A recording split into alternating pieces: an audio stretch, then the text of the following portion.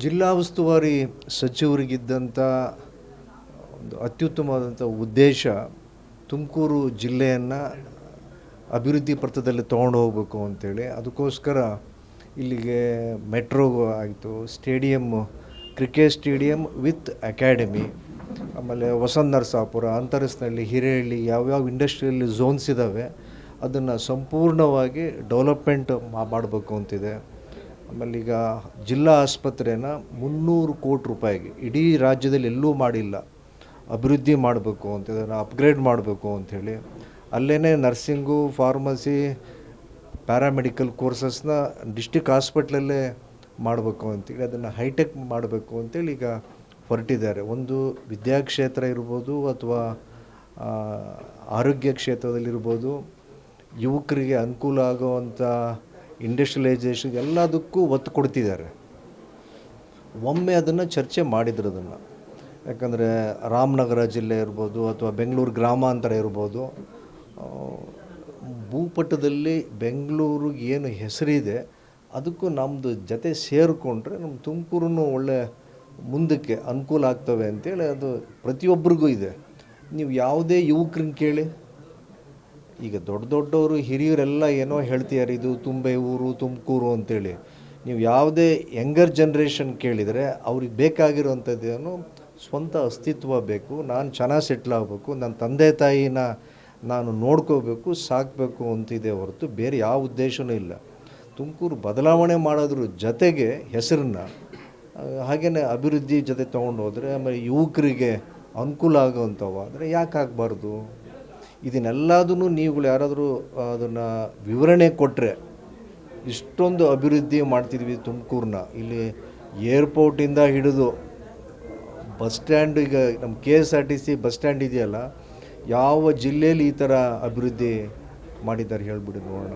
ಆಮೇಲೆ smart city ಅಂತ ಮಾಡಿದರು, ಆ ದುಡ್ಡು ಎಲ್ಲೋಯ್ತು ಏನೋ ಗೊತ್ತಿಲ್ಲ. ಅದು 1,000 ಕೋಟಿ. ಅದು ನೀವು ದಾವಣಗೆರೆ ಹೋಗಿ ನೋಡಿ, ಶಿವಮೊಗ್ಗ ನೋಡಿ, ಮೈಸೂರು ನೋಡಿ, ಮಂಗಳೂರು ನೋಡಿರಿ, ಬೆಳಗಾವಿ ಎಷ್ಟು ಚೆನ್ನಾಗಿ ಡೆವಲಪ್ ಆಗಿದ್ದಾವೆ. ನಾವು ಸಿಟಿಗಳಿಗೆ ಹೋದಾಗ ನಮಗೆ ಒಂಥರ ನಾಚಿಕೆ ಆಗ್ತದೆ. ತುಮಕೂರಿಗೂ 1,000 ಕೋಟಿ ಸ್ಮಾರ್ಟ್ ಸಿಟಿ ಬಂತು, ಎಲ್ಲಿ ಹೋಯ್ತು ಫಂಡ್ಸ್ ಅದು ಅಂತೇಳಿ. ಅದನ್ನು ಯಾರೂ ಪ್ರಶ್ನೆ ಮಾಡೋದಿಲ್ಲ. ಇದನ್ನು ತುಮಕೂರು ನಮಗೆಲ್ರಿಗೂ ಒಂದು ಕನಸಲ್ವ ಅದು, ನಮ್ಮ ಜಿಲ್ಲೆ ನಮ್ಮ ಸಿಟಿ ಅಭಿವೃದ್ಧಿ ಆಗಬೇಕು ಅಂತೇಳಿ. ಹೆಸರಿಂದ ಆಮೇಲೆ ಅದ್ರ ಬಗ್ಗೆ ಚರ್ಚೆ ಆಮೇಲೆ ಮಾಡೋಣ. ಮೊದಲು ನಮ್ಗೆ ಆಗಬೇಕಾಗಿರೋದು ಡೆವಲಪ್ಮೆಂಟಲ್ ವರ್ಕ್ಸ್ ಮಾತ್ರ. ಹೆಸರು ಬದಲಾವಣೆ ಬೇಡ, ಡೆವಲಪ್ಮೆಂಟ್ ಮಾಡಿ. ಹೌದು, ಈಗ ತುಮಕೂರು ಯೂನಿವರ್ಸಿಟಿ ಇದೆ, ಯಾರಿಗೂ ಅದ್ರ ಬಗ್ಗೆ ಯೋಚನೆನೇ ಇರಲಿಲ್ಲ.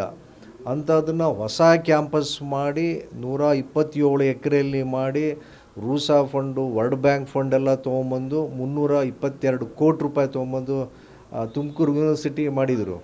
ಆಮೇಲೆ ಸುತ್ತಮುತ್ತ ಇರತಕ್ಕಂಥ ಎಲ್ಲ ಟ್ಯಾಂಕ್ಸ್ಗಳ್ನ ಡೆವಲಪ್ಮೆಂಟಿಗೆ ಈಗ ಹೊರಟಿದ್ದಾರೆ. ಇದನ್ನು ನಾವು ಮೆಚ್ಚಬೇಕೇ ಹೊರತು, ಹೆಸರು ಮಾಡಿದರೆ ಬೆಂಗಳೂರು ಅಂತ ಇದಕ್ಕೆ ಒಂದು ಜೊತೆಗೆ ಹೆಸರು ಇಟ್ಟರೆ ಅದು ಮುಂದಿನ ಪೀಳಿಗೆ ಅನುಕೂಲ ಆಗುತ್ತೆ. ಒಂದೇ ಒಂದು ದೂರದೃಷ್ಟಿ ಬಿಟ್ಟರೆ ಬೇರೆ ಯಾವುದೇ ದುರುದ್ದೇಶ ಇಲ್ಲ. ಹೆಸರು ಬದಲಾವಣೆ ಕೈ ಬಿಡಬೇಕು ಅಂತ ಯಾಕೆ ಬಿಡಬೇಕು? ನೀವು ಯಂಗ್ಸ್ಟರ್ಸ್ ಕೇಳಿ, ಯಾವುದೇ ಕಾಲೇಜಿಗೆ ಹೋಗಿ ಕೇಳಿ, ಯಾವುದೇ ಈಗ 30, 40, 50 ವರ್ಷದ ಆಸ್ಪಾಸ್ನವ್ರು ಕೇಳಿ, ಅವ್ರು ಏನು ಹೇಳ್ತಾರೆ ಅಂತೇಳಿ.